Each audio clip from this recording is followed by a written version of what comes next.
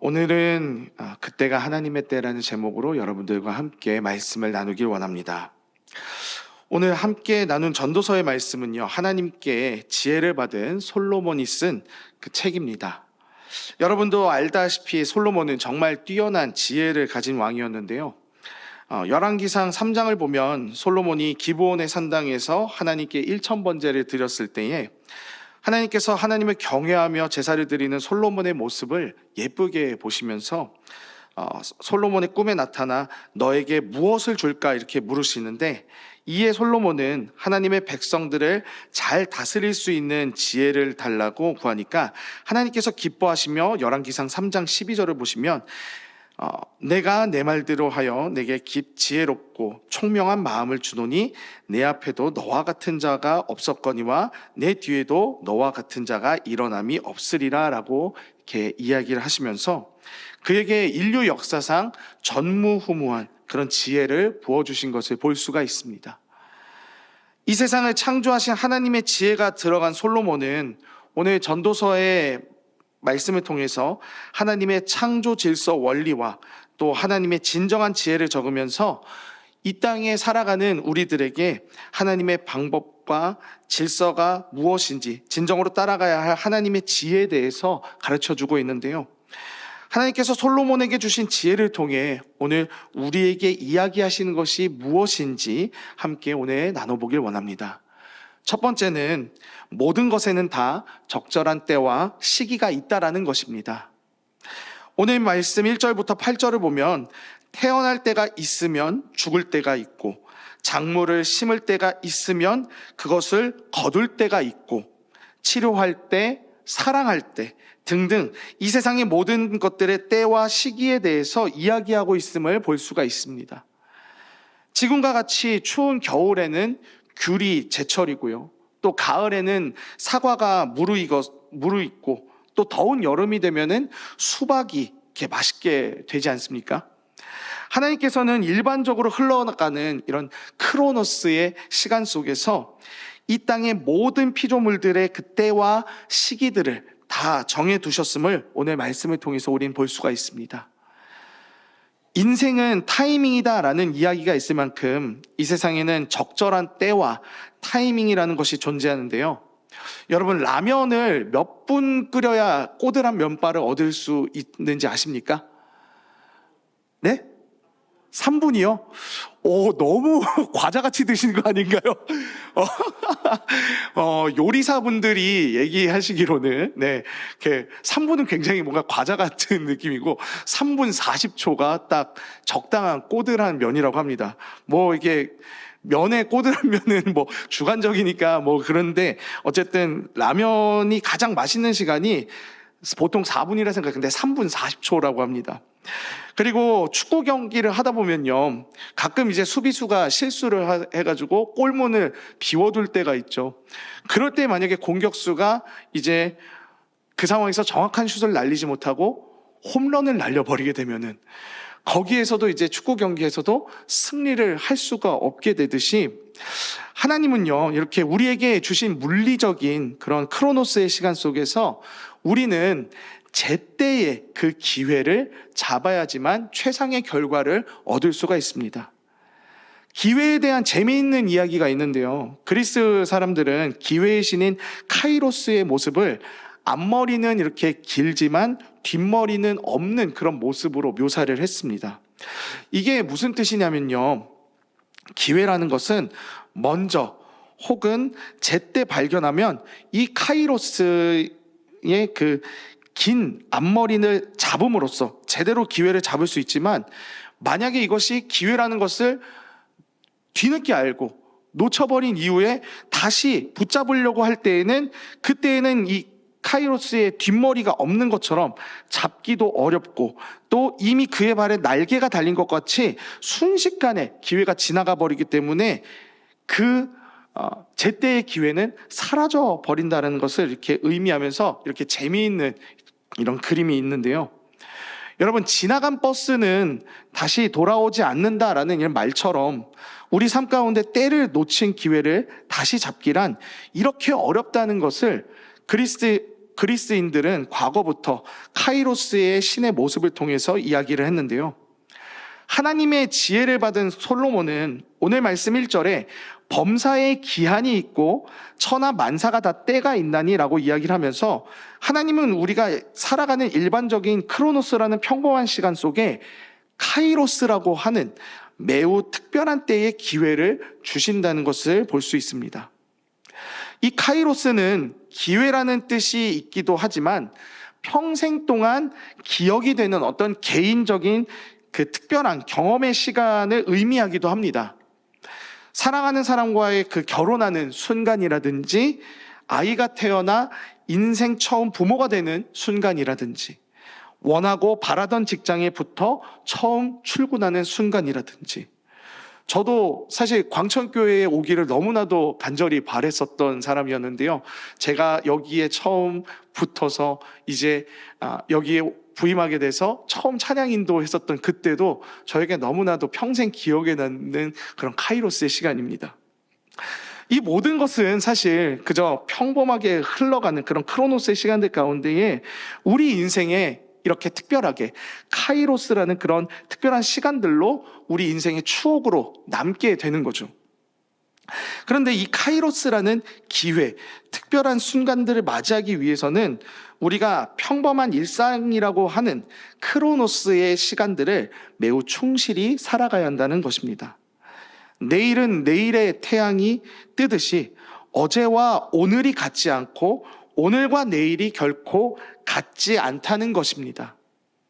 어쩌면 오늘은 내일의 카이로스를 잡기 위해 허락한 크로노스의 시간일 수 있습니다. 그러기에 우리가 살아가는 이 하루하루는 결코 그냥 헛되이 보낼 수 있는 것이 아니요 우리 삶에 주어진 순간의 사건들이 이유 없이 맞닥뜨려지는 것이 아니라는 것입니다. 하나님께서 이 땅 가운데 우리를 주님의 도구로 세우시기 위한 하루하루의 시간이요 또 결국에는 하나님께서 우리를 통해 일하실 그 특별한 순간 카이로스의 시간을 위해 우리를 때로는 고난과 고민들 속으로 밀어넣으시면서 우리를 성장시키기 위함이시죠. 사랑하는 여러분, 지금 여러분들은 어떤 때를 지나고 계십니까? 우리의 모습이 다양한 것만큼 분명 우리가 지나고 있는 시기들은 각각 다 다를 것입니다. 그러나 분명한 것은 하나님께서 오늘 나에게 주어주신 이 하루라는 오늘은 하나님께서 나를 온전한 하나님의 백성으로 세우시는 하루하루라는 것입니다. 우리 삶이 언제나 하나님의 때를 위해 준비되는 하루하루의 삶이라고 우리가 해석을 한다면 우리의 매일의 삶은 매 순간이 특별한 카이로스의 시간이 될 것입니다. 우리 모두가 그렇게 주님께서 주신 하루하루를 주님의 때를 기다리고 준비하며 이 땅에서 온전한 하나님의 백성들로 살아가는 저와 여러분이 되길 간절히 소망합니다. 두 번째는요, 모든 것이 하나님의 주권 아래에 있다는 것입니다. 인간은 하나님이 만드신 것과 또 하나님의 때를 정해두신 것들을 자신의 편의대로 바꾸기 위해 많은 발전들을 거듭해 왔습니다. 여름에만 먹을 수 있는 과일을 비닐하우스를 통해서 매 계절 먹을 수 있게끔 발전시켰고요.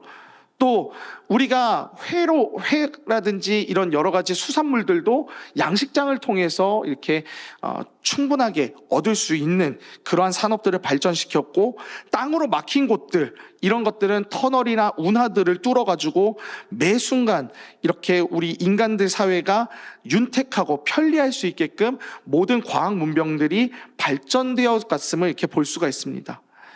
근데 우리가 이렇게 하나님이 만드신 자연, 섭리 이러한 것들을 우리가 인간이 과학이라는 문명을 통해서 다 통제할 수 있다라는 교만을 이렇게 불러오게 됩니다. 우리가 제때 이렇게 과일을 먹고 아무 때나 이렇게 수산물들을 잡아와가지고 이런 먹는 일들을 하다 보니까 모든 자연 만물들을 우리 모두가 제때마다 다 다스릴 수 있다라는 그런 교만에 빠지게 된 거죠. 그런데 오늘 말씀 3장 9절을 보시면 일하는 자가 그의 수고로 말미암아 무슨 이익이 있으랴라고 기록이 되어 있는데, 이것을 표준 세번역으로 하면 이렇게 번역이 됩니다.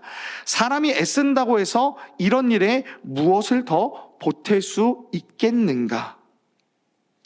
이것은 사람이 애를 써서 어떻게 하나님이 정하신 섭리와 때를 거스를 수 있겠는가라는 것을 말합니다.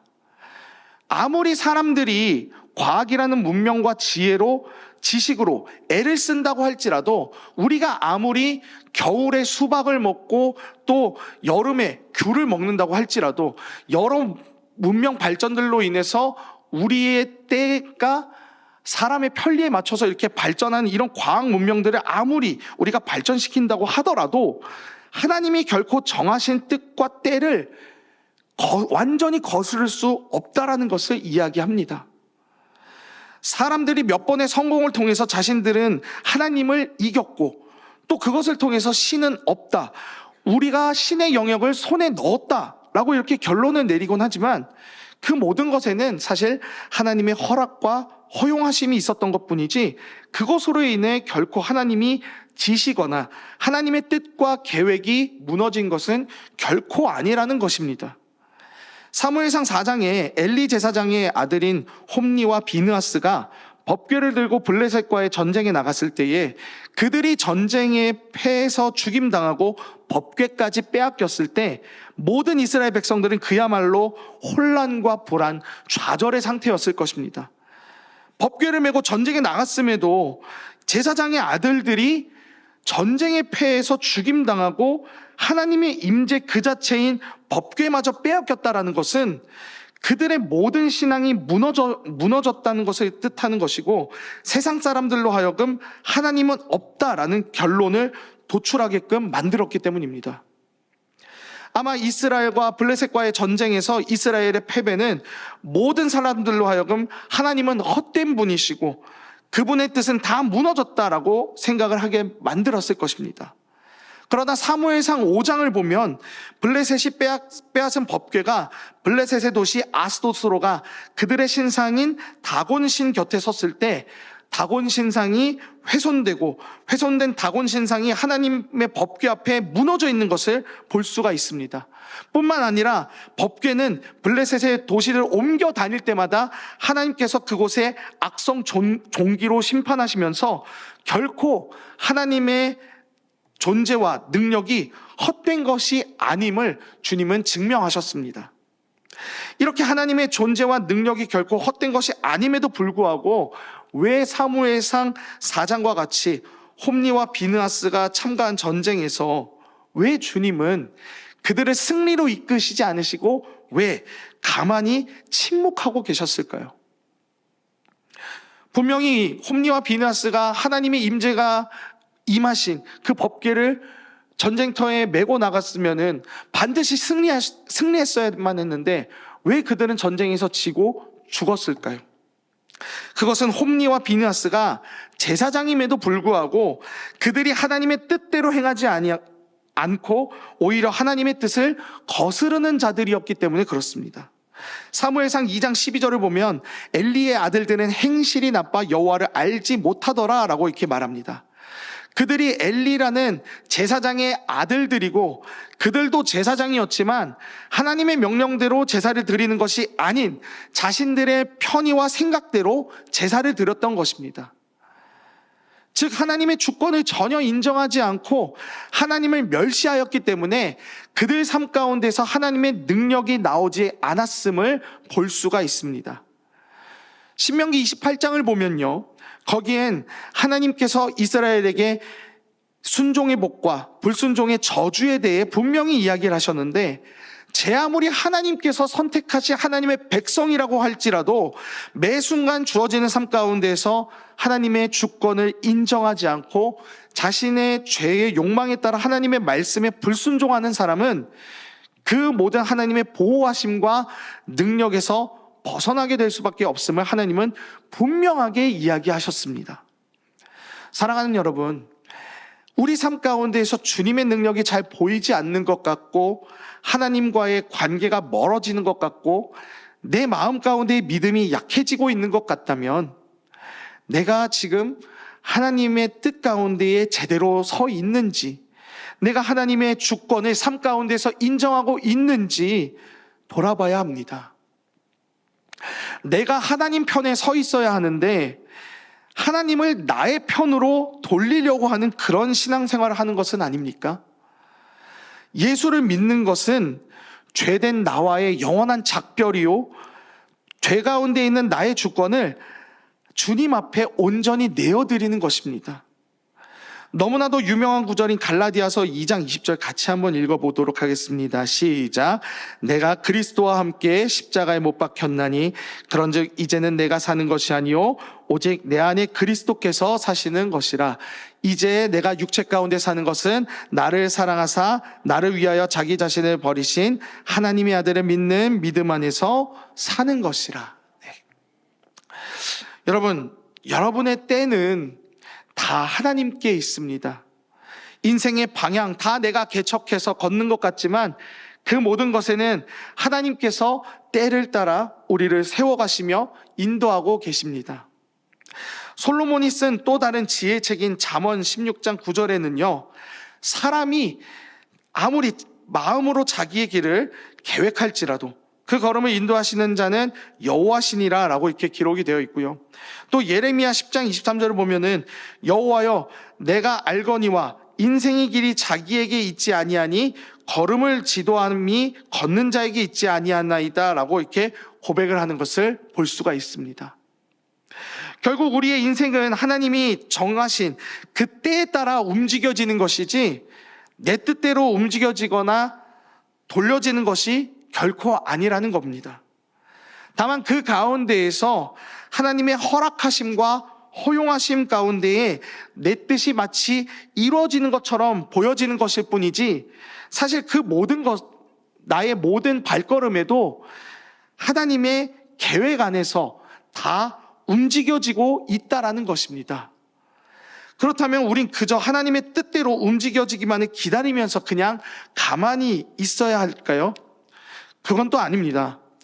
오히려 내 삶의 때를 정해주시고 인도하시는 하나님의 뜻과 섭리를 따라 오늘 이 하루를 우린 충실히 살아야 되겠죠. 내게 주어진 직장, 육아, 봉사, 이 모든 것들이 다 하나님이 나에게 맡겨주셨다는 것을 깨닫고 충실히 하는 것입니다. 그리스도인의 하루는 오늘 내가 이 땅에서 어떻게 존재하느냐에 포커스가 맞춰져야 한다는 것입니다. 오늘 주어진 이 시간이 그저 지나가는 크로노스의 시간으로 내가 주님과 별개의 모습으로 존재했느냐, 아니면 늘 매순간 나에게 요구되어지는 그 작은 믿음들을 통해서 오늘 이 하루를 주님과 함께 동행하며 만나는 카이로스의 시간으로 주님의 자녀답게 우리 모두가 이 땅에서 존재했는가, 우리 삶은 거기에 맞춰져야 한다는 것입니다. 우리의 인생이 하나님의 주권을 인정하며 하나님의 말씀 안에 들어올 때에 거기서 하나님의 일하심이 시작된다는 것입니다. 그래서 마지막으로 나누고 싶은 세 번째는요, 바로 하나님의 때를 바라보며 살아가자라는 것입니다. 우리나라는 요즘 온난화 때문에 많이 무너지긴 했지만 그래도 사계절이 뚜렷한 나라로 알려져 있습니다. 하지만 어떤 나라는 여름만 내내 있는 나라가 있고요, 또 어떤 나라는 겨울만 내내 있는 그런 나라가 있습니다. 사람들은 계절의 때에 따라 농사를 짓고 또 그에 맞게 라이프 스타일들을 짜게 됩니다. 하나님께서 모든 나라, 모든 사람의 때를 다 갖게 하시진 않으셨습니다. 어떤 사람은 축복의 때를, 어떤 사람은 고난의 때를 지나게끔 하십니다. 하지만 그 가운데서도 우리 주님은 하나님의 뜻을 우리 각자의 삶 가운데서 다 이루고 계십니다. 오늘 말씀 10절을 보시면 하나님이 인생들에게 노고를 주사 애쓰게 하신 것을 내가 보았노라 라고 이렇게 기록되어 있습니다. 표준 3번역으로 보면 이 구절은요, 이제 보니 이 모든 것은 하나님이 사람에게 수고하라고 지우신 짐이다 라고 말하고 있습니다. 여러분, 하나님께서 수고하라고 짐을 짊어주신 이유는 우리를 미워하셔서 그 짐을 짊어지게끔 하신 것이 아닙니다. 수고를 통해서 우리 인생의 믿음과 소망과 인내를 얻게끔 하시기 위함도 있고요, 수고를 통해서 세상을 통해 그 기준대로 세워진 나의 계절에서 벗어나 하나님의 계절과 때에 들어오게끔 우리 삶 가운데서 주님은 그 깨달음과 자기 부인을 위해서 때로 우리 삶 가운데에 고난과 수고를 부어주신다는 겁니다. 우리 삶에서는요, 때로는 아파봐야지만 또 수고해봐야지만 깨달아지는 진리도 있는 법입니다. 예전에 제가 농구를 하다가 한쪽 다리를 다친 적이 있습니다. 발목에 금이 가가지고 한동안 기부스를 한 적이 있었는데요. 그 시간이 너무나도 힘들었습니다. 다리 하나를 제대로 못 쓰니까 이 다리 하나로 인해서 불편한 게 여간 한두 가지가 아니더라고요. 그런데 저는 이 다리 하나 불편한 거 가지고 이렇게 어려움을 겪는데, 저에게는 교통사고로 인해서 이제 전신마비가 되셔서 아예 누워 계신 아버지가 계십니다. 저는 제가 다리 하나 다친 것 가지고 굉장히 이렇게 고난과 어려움들을 이렇게 겪고 있다라고 생각을 했는데, 막상 제가 다쳐보니까 우리 아이의 사지 하나, 손 하나 까딱 못 움직이시는 우리 아버지는 어떻게 살아가고 계실까? 어떤 불편함이 있으실까?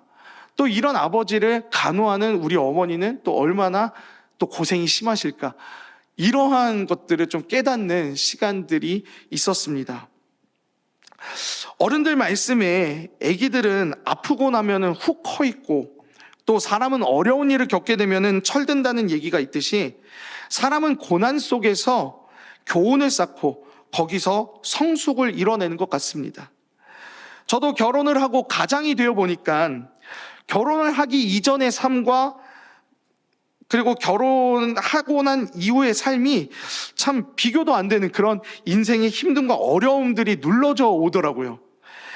이전에는 아무것도 생각하지 않고 그냥 부모님의 그늘 아래만 있으면 그냥 됐었는데, 이젠 그 그늘에서 벗어나니까 부모님께서 저를 위해서, 우리 가정을 위해서 얼마나 많은 애쓰고 또 얼마나 많은 노력을 하셨는지 가장이 되어 보니까 알겠더라고요. 그 인생의 무게가 제가 가장이 되니까 조금씩 이게 느껴지기 시작한 겁니다. 만약에 제가 결혼을 하지 않았었더라면요, 전혀 이것에 대해서 알지도 생각하지도 못했을 겁니다. 결혼을 하고 아이를 가지면서 저의 삶도 신앙도 결혼을 기점으로 참 많이 시선이 달라진 것 같습니다. 지금도 참 많이 단련되어지고 깨지고 그런 시간들을 겪고 있는데요. 인생의 선배님들이신 우리 집사님, 장로님, 권사님들에 비하면 저는 정말 제 삶에 지금 주어진 이 모든 것들은 아무것도 아니지만, 그래도 하나님께서 저에게 사역자임과 동시에 가장이라는 이런 직책을 주심으로써 참 많은 수고와 짐들을 통해 지금도 저를 다듬어 가시고 인생의 소망과 인내를 이뤄가는 것을 이렇게 삶을 통해서 경험하고 있습니다. 그리고 더 하나님을 바라보게끔 주님께서 지금 저를 이렇게 인도하고 계신 것을 볼 수가 있는데요.